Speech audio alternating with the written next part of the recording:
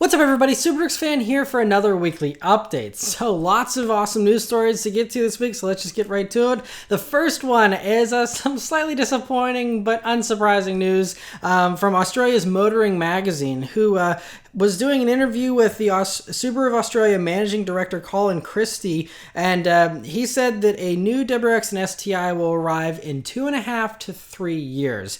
And they say the main reason for that holdup is because there's a completely new powertrain they're working on for the WRX and WRX STI, and that's currently in development, and that is what the holdup is. So hopefully this means a completely new, actually modern engine with a competitive amount of horsepower, to rival the Focus RS, hopefully, and, should hopefully be a much better performing car. It's, of course, going to be on the new Subaru global platform as well, so it should handle better and all that kind of stuff, be more refined.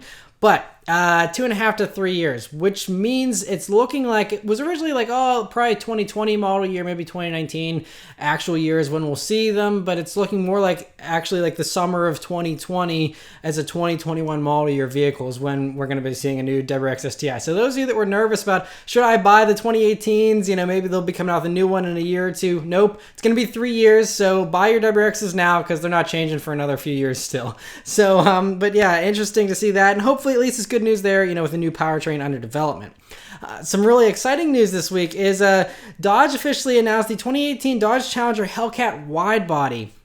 And so basically, this is the same fenders that you get on the Demon, the same front lip as the Demon, and then everything else is still the same old Hellcat we all know and love. So because of that wide body, it finally has the tires that it needed, because, the Hellcats in the past have had some pretty skinny tires, and that was one of the things that was holding them back. If they could put all that power to the ground, they'd be a lot better performing. Not that they were ever slow to begin with. But anyway, so now with this new wide body version that has 11-inch wide wheels at all four corners, 305mm Pirelli P0 tires, and so thanks to those much wider tires, it handles a lot better. It's a lot better performing in a straight line. 0 to 60 is 1/10 of a second faster now, so it's 3.4 seconds. So not a huge difference there, but there is a bigger difference with the quarter mile times, where now the wide body version will do the quarter mile in 10.9 seconds versus 11.2 with the standard width Hellcat, which is still going to be available, by the way. I think you can get either version.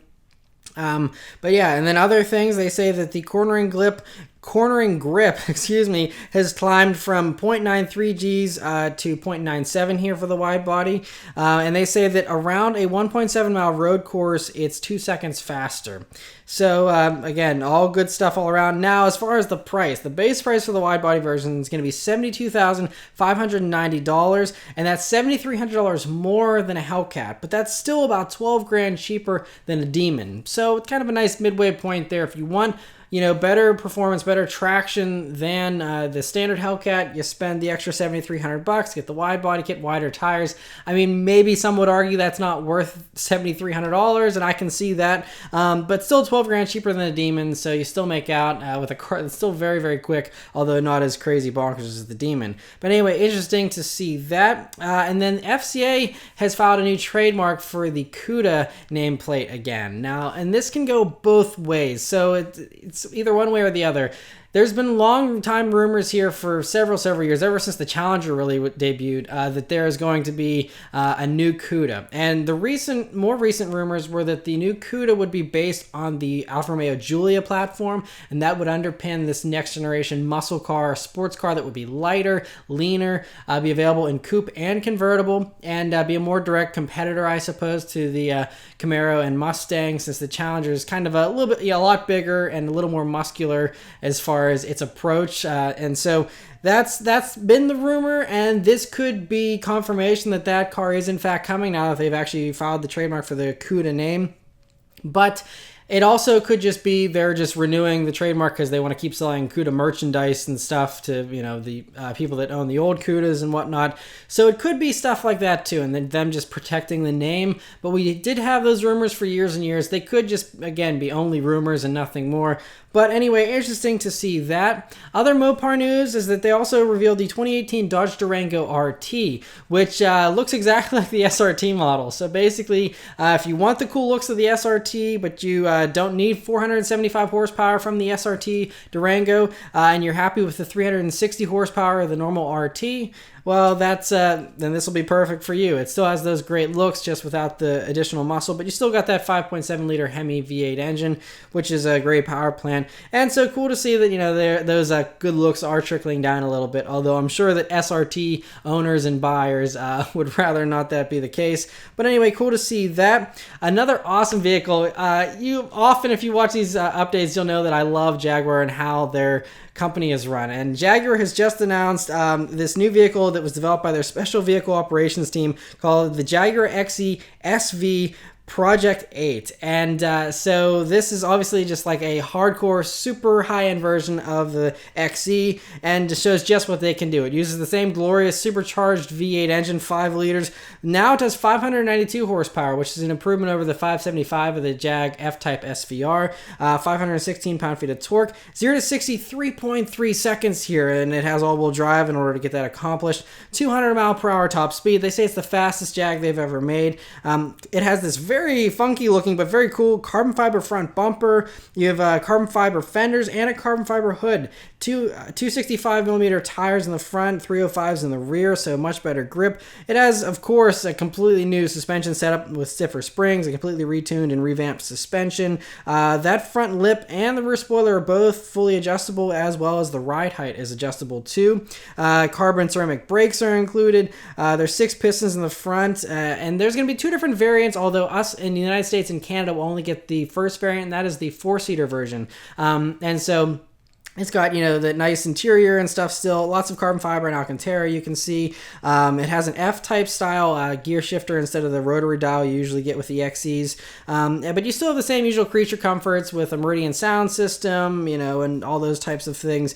But there is that track pack model for Europe, and that gets rid of the back seats, puts in a full roll cage and harnesses there. It gives you carbon fiber front seats, fire extinguisher system, and then a black roof and stripes, which is very awesome.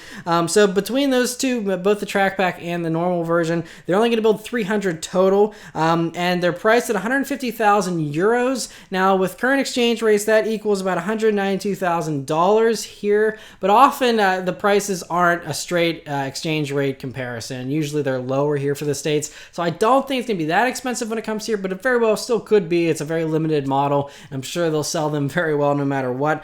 But anyway, very cool to see that. And in other XE news, the XE R was spied yet again with a more aggressive front bumper, much more aggressive rear fenders there, quad exhaust in the back, and this most likely is just the normal XE R, which will be a toned-down version of that Project 8, and probably still use the same supercharged 5-liter V8, just less horsepower, you know, probably 550 or 575 like we get in the F-types and things like that.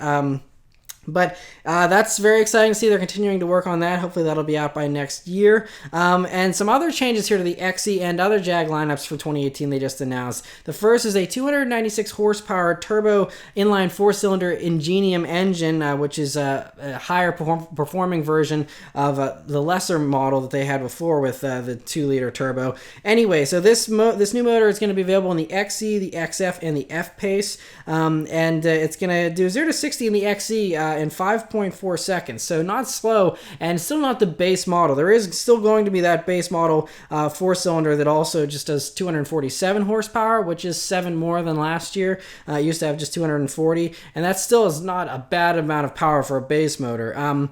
So very cool to see that. They did announce, though, with these changes that the 340 horsepower supercharged V6 motor is not going to be available in the XE anymore. But that's okay, because we do get the XES now, which has the 380 horsepower version of that same 3-liter supercharged V6, and so that's what you're gonna, you know, opt for. And you know, if you want the higher performing V6, that's the model that you get. And there wasn't much of a price difference between those two anyway, so you know they're dropping that 35T model and replacing it with the 30T with this new high performing 4-cylinder turbo. That 4-cylinder, that motor in the F-Pace, by the way, does 0 to 60 in 5.7 seconds, so still very solid performance. And they also have announced that the XF and F-Pace are also available with that new base 4-cylinder with 247 horsepower for 2018 as well. So very cool to see those. Other awesome British news is several stories from Aston Martin this past week. Lots of news with them. The first is they have debuted the Aston Martin DB11 V8. Now, as you would expect, it's just the same DB11 basically, but with a smaller motor. So it's going to have the AMG 4-liter twin-turbo V8 engine, the same exact one you see in the C63S, the AMG GT, all those types of cars. So 503 horsepower and 498 pound-feet of torque is what you get here in the Aston version of that, which is the same horsepower number you get with the C63S, although that has 18 more pound-feet of torque than the Aston Martin. So Aston has said that they've worked over the engine themselves. It's a unique application. It's not just a straight port. They say it's going to have unique ECU tuning, for the engine, the throttle, and all that type of stuff to refine it, make it feel a little more like an Aston. Not that Mercedes AMG motors feel unrefined or anything, but they want to put their own little spin on it. But the big news here, honestly, I think, is the weight reduction. So with this V8 engine, instead of the V12, you're losing 254 pounds out of the car. And so they say that does wonders for the handling. They've completely revamped and retuned the entire suspension to take advantage of the lighter weight there. And so they don't have any kind of numbers to quantify the better handling, really. They just say that it's much more nimble, and the suspension's tuned to maximize that. And as far as even straight line performance, it's almost as fast because of how much weight that lost. 0 to 60 is only 0.1 seconds slower. Now it's 4 seconds 0 to 60 instead of 3.9. Same 8-speed, ZF 8-speed automatic. And they say, okay, so the biggest compromise, I guess you can say, straight line wise, is that instead of having a top speed of 200, it's 187. What a huge disappointment, because I'm sure lots of DB11 owners max out their DB11s. So yeah, not a big deal there at all. And of course, it's going to have better fuel economy. That's probably one of the other larger reasons for this, is to help with their fuel economy ratings and things like that. So for the V8 version, some other unique details here. It has different wheels, darker headlights, and then there's just 2 hood vents instead of 4 that you get on the V12 version. So that helps to differentiate that, oh, you only have 2 hood vents. We know it's the small engine one. And but yeah, there's a nice savings too of about $17,500 less than the V12 version. So these are starting at $199,000. So it's basically the same amount of standard equipment you get in the V12 as well. Same options, same customization abilities, all that kind of stuff. So it's really just that engine is the only thing that you're kind of missing out on, the additional 4 cylinders, and that's it. And I think the biggest draw is, this is going to be a huge car for places like China and other places that tax based on how large your engine is. Because those kind of places, it's a lot more expensive to import these cars in with V12 engines, but you put this V8 in it, it's basically just as fast. Still awesome. I mean, obviously it's not going to have the great V12 sound, but V8s don't sound bad either, especially this AMG V8 sounds awesome even with the turbos. So not a bad sounding car still either. And so a very, very appealing and very logical step here by Aston Martin. And so very cool to see that. Some wilder news from Aston Martin is they just revealed this week the AMR Pro package for the Vulcan. Now the Vulcan, to refresh your memory, was only 24 of these were built. They were track only, and they're not even allowed to race in any race series. They're just for people to have fun on the track with. They're not road legal. And so now there's this AMR Pro package that's going to be offered to the existing 24 Vulcan owners. So if you own a Vulcan, you can have this package fitted to your car. They're not building any additional more Vulcans. So it's an interesting thing. So for those who want it, you get shorter gear ratios, which help with the performance, I guess, and then also heavily upgraded aerodynamic stuff. And so some of the stuff you get here are front wheel arches that get carbon fiber louvered panels now that help to extract air and reduce lift. There's dive planes that were added on to the nose. There's a larger splitter up front there as well. And then there's also going to be that massive rear spoiler you see that there's all kinds of crazy numbers here as far as the downforce. The downforce is increased overall with all these other features from 2,323 pound-feet of downforce to 2,950 pound-feet of downforce. And so, they've made it even lighter as well. They've changed the engine cover and made a better use of carbon fiber, they say, so that's 11 pounds lighter than before. Just all kinds of crazy stuff here. And so very cool. We'll see how many of those 24 owners decide to take advantage of this, and we'll have to see, you know, which one will be more valuable, those who take the package or those who don't over time. Anyway, interesting to see that. Aston Martin this past week also announced an all-electric RapidE. It's the Rapide, just the E is capitalized, and this is going to be an only electric vehicle. Now, the company they were working with, I think they were called Eco or something, they dropped out of the project, so Aston is still going to go forward with it, but they're only making 155 of these. They're going to start production in 2019 and be very limited, I'm sure. And they say that they still are going to be using gasoline engines in the future. This just is supposed to be a showcase of what they can do and how they can adapt to the changing times. And I'm sure they will have electric vehicles, you know, after this in the future. But this is just kind of a test run, I suppose. And but yeah, interesting to see that. And one of the most exciting things here, the last story from Aston Martin, I wasn't kidding about all this news, is that it looks like the new Aston Martin Vantage was leaked out. Based off patent filings that were done in Japan, and Auto Guide digged these up. And so the new Vantage looks a lot like the Aston Martin DB10, the car from Spectre, the James Bond movie.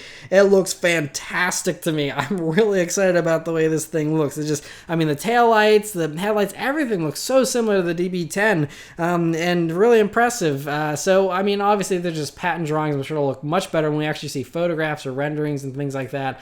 And there's no word as to when we'll be seeing this still, but sometime here in the next year or so, I'm guessing. They're saying, you know, the rumors are going that it's going to use the same engines as the DB11, so that means the V12 that's twin turbo and this new, you know, twin turbo V8 from Mercedes-AMG. And we also know the CEO Andy Palmer has said he's committed to being the last automaker that offers a manual transmission, so they're keeping them around forever. So the Vantage expected to have a manual for sure, in addition to the 8-speed automatic, most likely. And so that thing with a manual, looking like a James Bond car, that's got me smitten, that's for sure. So very exciting to see that. Ferrari this past week was spy testing a 488 variant, and there's a little bit of debate as to what this actually is, because if you look at it, okay, some people are saying this is like a GTO version or a Speciale, kind of high-performing version of the 488, but it doesn't have any of the hard edge stuff. You know, the aero isn't very aggressive. There isn't any kind of crazy bodywork outside of a normal 488. So other rumors and, you know, reports are saying this could be a smaller engine version, or could be a mule for the new Dino still. But that car, we did see a mule for the Dino, but that was smaller and shorter. It was a hacked up 488 that had a shorter midsection there. And so I don't think that this one looks like it's a normal 488. So I think this is a lower performing version. We know, you know, McLaren has the 570S, and there isn't really a competitor from Ferrari, you know, for these cheaper models. I mean, sure, you have the California, but that's not really as sharp as the 570 or anything. So I think this is kind of what they're doing. Is there's rumors it could just be a lesser powerful V8. You know, it's a nice thing with turbos. You just turn the boost down, and boom, the power goes down, and you have a more affordable 488. It could be that, or, you know, there's rumors also it could be using the twin-turbo V6 from the Alfa Giulia Quadrifoglio. Put that in this thing, have, you know, high 400s or low 500 horsepower. It's still way less than the 488s with its, you know, 600 plus horsepower, but, you know, be a more affordable one they can offer, you know, for less money. So that could be what this is. Who knows? But cool to see it spy testing whatever it is. Some interesting Mustang news this week. Now, it's been very quiet on the 2018 Mustang front. We still don't have horsepower numbers. Ordering banks are supposed to be opening here in about 2 weeks or so. A little over that, maybe 2.5 weeks. I think the 17th is the exact date we've heard so far. But we still don't have any kind of horsepower numbers, any kind of details. But Ford did give us one little tidbit of information here this week by announcing that Line Lock, which is the burnout mode, is going to be standard on all 2018 Mustangs now, which is going to make all rental companies nervous and probably try and disable it. Hertz will not want you to have this on your EcoBoost, but that's the big news. Is, you know, it used to always be available on all the GTs for 2015 and up, but now it's going to be available on the EcoBoost as well. So they had a promotional video of Von Jr. doing burnouts with unsuspecting people, supposedly. So you can also see from the video there's a little tire that's smoking in the digital display that you can see, which is cool if you do opt for that digital display, which will be optional. And so cool to see that, burnouts for everyone now, regardless of what Mustang you buy for 2018. Other Ford news is an interesting report this week that it was just confirmed that Ford is moving the Focus production from Michigan to China, and that's going to happen in 2018 to 2019. And because of that switchover, there's actually not going to be a Focus for like basically an entire model year, it's sounding like. So they say production is going to end in Michigan in the middle of 2018, and it's not going to start in China until mid to late 2019. So basically an entire year or more without Focus production, which means most likely there will be no 2019 model Focus. It'll probably just be they'll build 2018s all the way up until the middle of 2018 and build a ton of them, have a bunch of leftover supply that'll hopefully get them through, the end of 2018 at least, and then, they'll just not have a car for 2019. And then whenever the production ramps up in mid to late 2019, that will be a 2020 model for the all-new Focus that we just saw spied again last week testing. And I talked about a little bit then. It's going to have an interior like the new Fiesta and all that kind of stuff. But yeah, pretty crazy because, the Focus is a pretty big competitor in its segment there. And although it is, very dated at this point, it's still going to be pretty crazy for Ford to not have a compact car offering. They're going to have the Fiesta and then they'll just have the Fusion, but there'll be a pretty big gap there. And they're going to have the new EcoSport. They say it's going to be filling in since everyone likes crossovers better anyway. Most people probably won't miss the Focus for a year. We'll have to wait and see. But anyway, interesting to hear that report. And another thing, about 2 weeks ago, I talked about how the new Ford Ranger Raptor was spy testing in Australia. And now we have some new spy shots here, courtesy of Brian Williams, of the Ranger Raptor that was spy testing in Michigan here, or somewhere in the United States. Although it is a right-hand drive car, they're still testing, or truck, I should say. But they are testing it here in the States, and that most likely is because we will almost certainly be getting this thing in the States. It would make no sense for them to not bring it to the States. So very cool to see them testing that. You get a little bit of a better view than last time, but still not too much you can see. It's just basically the Ranger that we're expecting with the Raptor treatment, and nothing too radical there as far as what we're expecting.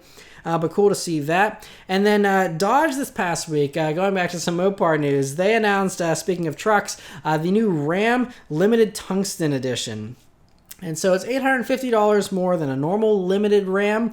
And so for that additional $850, you get a lot of additional features, though. There's the unique exterior touches. You have a vented sport hood and body color painted bumpers, darker headlights, different trim and stuff like that. Inside, you get a suede headliner, which they say is a first for the truck segment. And then you get blue and tan leather there and real wood trim, which is cool. And so it helps to really make it look a lot nicer. And for $850, kind of seems like a little bit of a no-brainer, honestly, if you're going for a limited Ram anyway. And so cool to see that.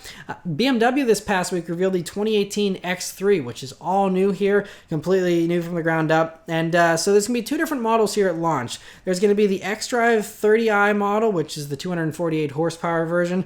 And then there's going to be an M40i model, which is going to be a first for the X3. The X4's had the M40, but now we have the X3 with that same performance variant. 355 horsepower, 369 pound-feet of torque there with that one. It'll do 0 to 60 in 4.6 seconds. They all get the 8-speed automatic. They all get all-wheel drive. And they go on sale in November. So they're going to be coming out here in the fall. So other changes here for the 2018 X3. It's going to have a 2.2-inch longer wheelbase to help with refinement and whatnot. And they say it actually has a perfect 50-50 weight distribution. So it should be a pretty good handling thing as far as SUVs go as well.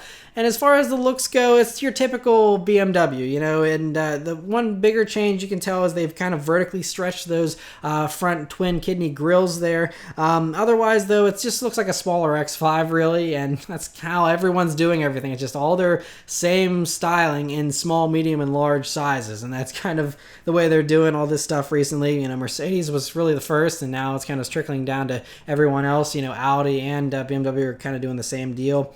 And so yes, other things here, there's some more metal buttons on the interior now, kind of like the 5 Series, which I think goes a long way to make the interior feel a lot nicer than the sea of black plastic buttons they used to have. 3-zone climate control you now get with these. They say the panoramic moonroof is 9.8 inches longer than before. The heads-up display is 75% larger. It gets that new 10.25-inch touchscreen infotainment system with iDrive still, and it also has gesture controls. But nice that it is touchscreen now as well, because you can have that Apple CarPlay, Android Auto kind of capabilities and stuff with that. And so cool to have that. They even have a few other techie features, like you can tie into your Apple Watch and other smart watches. And you can even check your fuel levels on this new X3 with your Amazon Echo. So you can ask it what your fuel situation is like in the X3, and it'll tell you. And it has all the usual safety technology, with this semi-autonomous kind of deals with adaptive cruise control, lane keeping assist, all that kind of stuff you can option up there if you'd like. So overall, should be a solid competitor, and I'm sure it'll sell very, very well for BMW. So cool to see that. Speaking of BMW news, though, there's a very confusing report this week. Got a lot of people triggered, and I think kind of falsely. So basically, Reuters reported this past week that they did an interview with the chief financial officer of BMW, and they kind of, he basically said that they are getting rid of variants of different models and how they want to save money so they can invest more R&D in autonomous cars and electric cars, yawn. But anyway, that's the future, and that's what they want to invest in. And so they're going to make sacrifices in order to do that. And one of those sacrifices, they said, is reducing the manual transmission offerings here in the United States. They also said they're going to get a lot of other stuff streamlined. Like they said, they've 4 different diesel engines available in the 5 Series in Europe, and they're going to cut those down, which, I mean, that kind of stuff makes sense. Why have 4 different diesel motors? And they also say, they claim they have over 100 different steering wheels available for the BMWs. Now, I haven't driven every BMW model, but I've reviewed a decent amount of the M models and stuff, and the steering wheels are basically identical from the M3 to the M4 to even the M5 and stuff from the previous gen. Very similar steering wheels. So I don't understand how they could possibly have over 100 different steering wheels. I don't buy that, but I mean, this is the chief financial officer saying it, so I guess it's true. So they said they're going to pare a lot of that stuff down. Now, it's not going to be anything drastic, but they said, according to him, they'll drop manual shift 2 Series variants in the United States. Now, a lot of people consider that to be, oh no, the 2 Series manual is going away completely. But he says, if you read carefully, manual 2 Series variants, and some of them. I don't think he meant all 2 Series variants. And so this could be taken multiple different ways. Now, Jalopnik actually reached out to the BMW USA media team, and they confirmed there are still going to be manuals available for the 2018 2 Series. So either this other guy was referencing models after 2018, maybe 2019 is when you'll see the death of the manual in the 2 Series, or it could be they're just killing off some manuals. So, as far as the 2 Series range goes, there's the 230i, the 240i, and the M2. Maybe the 230i, the less performance-oriented one, they'll ditch the manual in that and just have it only in the 240i, or ditch it in both of those, but still make it available in the M2. I'm not sure how it's going to all pan out. We'll just have to wait and see. But certainly, I mean, we know manuals are dying a slow death, quicker and quicker here, though it seems they're going away. And we know that BMW has kind of said that they probably won't be offering manuals forever, and they're not committed to it. It just, doesn't make financial sense for them, and so it is what it is. But yeah, so it doesn't sound like it's going away just yet for the 2 Series, but if you want a manual 2 Series, I think now is the time to buy, though, just saying. So anyway, interesting to hear that, and kind of sad as well. Other BMW family news this past week is Automotive Mike, who is a YouTube poster here. He spied a faster Mini Clubman that was running around the Nurburgring. And so this is kind of interesting because I hadn't heard about any hotter Mini coming. We know, the John Cooper Works versions are always like 230 or 240 horsepower, and still not very fast in a straight line, honestly. But it sounds like, according to Jalopnik, I don't know where they're getting their information from, but Jalopnik's claiming that this thing's going to have over 300 horsepower from a 2-liter turbo 4-cylinder BMW engine. And it's also going to have all-wheel drive. And they say that it's going to be a competitor to the Focus RS. Now, I don't think anyone really will consider it a Focus RS competitor because it's going to be so much more expensive, I'm sure. Even the normal Mini Clubmans, you can option way over Focus RS pricing. And so for this, faster version, if it actually is in fact coming, it's almost certainly going to be like a 50 grand Mini, I'm thinking. So could be less. Who knows? Maybe they'll surprise us. But anyway, interesting to see whatever that is testing out there on the Nurburgring. Some interesting news from Porsche this past week. Their CEO, Oliver Bloom, was talking with German magazine Manager Magazine, and he was saying here that half of the vehicles that Porsche produces in 2023 will be electric. That's their plan. Half of Porsches by 2023, that's 6 years away from now, half of all Porsches will be electric. So the reason he's saying this, he says that they're planning to produce 60,000 electric vehicles at their Zuffenhausen plant, but that's only about a quarter of their production currently. So that means there's about another 60,000 vehicles that are going to be built somewhere else. We do know the Mission E is going to debut in 2019, and that's going to make a large chunk of those sales. They also are planning a fully electric version of the Porsche Macan, which will also amount for a lot of sales. But still not sure. There probably will be some other models. We know that they've already nixed the idea of a hybrid 911. They said it just didn't make sense in the end of the day. So other models, though, I'm sure there'll be a fully electric Cayenne. I'm sure they may even do something for the Boxer Cayman. We'll have to wait and see. But at least as far as the SUVs go and the Panamera and stuff, I'm sure all those will have fully electric versions soon, and that's probably what will make up the rest of that production. So anyway, interesting to hear that from them. So for some more normal news here, Subaru this past week announced pricing for the 2018 Legacy and Outback. So they're about $300 more than outgoing 2017 models here. So the Legacy starts at $23,055, and then the Outback starts at $26,810. I've already went over some of the changes that they have for the 2018 Legacy and Outback. They're not huge changes.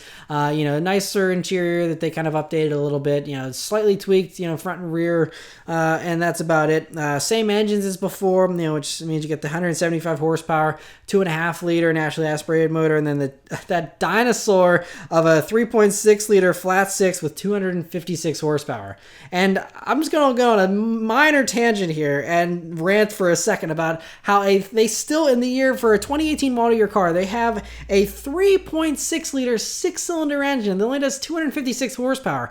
By the way, most of their competitors, normal V6s, if they are still around, like the Camry and stuff, do way more power. And we know the new Accord's going to be going to a 2-liter turbo motor instead. And they're going to have even a manual with that and get back to the sporting intentions with the Accord. And there's all kinds of others that almost all the competitors have some kind of turbo 4-cylinder engine. And instead, there's just this gas-hogging 3.6 liter instead that Subaru continues to go on with. And I just don't understand it. I mean, even the WRX motor makes more power out of a 2-liter turbo 4-cylinder, and that's a motor they have. And I mean, the Legacy is larger than the Impreza, so it should fit easily. So why are they not putting the WRX motor in the new, Legacy? And they could even call it a Legacy GT. Get back to the good old days. Maybe even throw a manual in it if you're crazy. And I mean, they have all the building parts are there. They have it all ready to go. They just got to put it together, and they're set. And they're going to have a car that's more competitive, better fuel efficient, with all these EPA standards and stuff that are going to only continue to rise in time, no matter what happens, politically. And so I don't understand why they're continuing on with this gas hog of a motor. But anyway, that's what they're doing. And so it's interesting because Buick, I think, is going to try and capitalize on Subaru's slowness, I guess you could say. And so Buick this past week just announced the 2018 Regal TourX pricing. We've already seen the TourX and we have all the details on it already. But now we have the pricing, and it's going to be starting at $29,995. So $30,000 for a vehicle that is a straight-on competitor to the Subaru Outback, and is going to be, the Outback undercuts it with that slower motor. But here's the thing. This Regal TourX, GM has their head on straight. It's basically a lifted wagon with a 2-liter turbocharged engine that does 250 horsepower, 265 pound-feet of torque. It's got an 8-speed automatic instead of the Subaru's, CVT slush box. And then you have all-wheel drive as standard on these Regal TourXs as well. Standard push-button start and all that kind of stuff. There's a few options packages if you want the toys and the technology and stuff. But overall, it really undercuts it because you get 250 horsepower for over $6,000 less than the 3.6R Outback. Those start at like $36,000. So $6,000 less, you get much more fuel efficiency, just as much power from a smaller engine. I don't know who in their right mind would spend an extra $6,000 for the Outback with worse fuel economy over saving the $6,000, getting better fuel economy with this Buick. And I think the Buick actually is a really beautiful looking thing. Not that the Outback's bad looking; those look good as well. But Buick's got a really competitive thing here, and I really hope that it goes over well for them because it's the first Buick wagon in a good while, I think since the 90s. So hopefully that does well for them, but cool to see that. And getting off that tangent, last couple stories here about Lexus. The first is a Japanese magazine called MagX is claiming that a 3-row Lexus RX will be debuting at the Tokyo Motor Show in October. Now, we've heard about a 3-row Lexus RS for a long time now. They know they've been wanting to do one for a while. The market wants it, and it looks like it's finally going to happen. They did a rendering here in the magazine. They say basically from what they've heard, it's going to have the same wheelbase as the normal RX. They're just stretching out that back end there, basically. And so, you know, I think they're kind of hopefully trying to rush this to market. I think they don't want to be out of this game with the 3-row SUVs. And so it's going to debut, according to them, in Tokyo in October. We'll probably almost certainly see it at the LA Auto Show in November then, and that makes a lot of sense. And so cool to see that. The last story is what everyone thinks is the new Lexus ES was spied testing on the Nurburgring. Now, it could be the ES or the GS, or it could be something different because it's so well camouflaged. It's really hard to even tell if it is in fact a Lexus, although it most likely is. I think this might actually be the same car that was sent in by a viewer who sent me some spy shots. I think one of these was running around out in the desert a few weeks ago. So now it's on the Nurburgring. I'm guessing they want to make it a little bit sportier and whatnot. So, you know, a lot of people are saying it'll probably be riding on the Camry platform, especially if it is in fact the ES. We've heard the GS is probably going to die just because it makes more financial sense to, you know, have a mid-sized sedan that's based on the Camry, which is a lot cheaper to produce than their own unique rear-wheel drive thing, and they're both roughly the same size between the GS and the ES, so they just are probably going to kill off the GS, have the ES be, you know, the front-wheel drive and all-wheel drive mid-sized sedan instead of the sportier GS, which would be sad. We'll have to wait and see, though. I'm not going to cry about it until it actually is confirmed the GS is dead, but in the meantime, interesting to see whatever that is spied running around the Nurburgring. But yeah, so that's it for all the news this week, guys. Let me know your thoughts in the comments below, and thank you guys very much for watching, and I'll see you next week. Take care.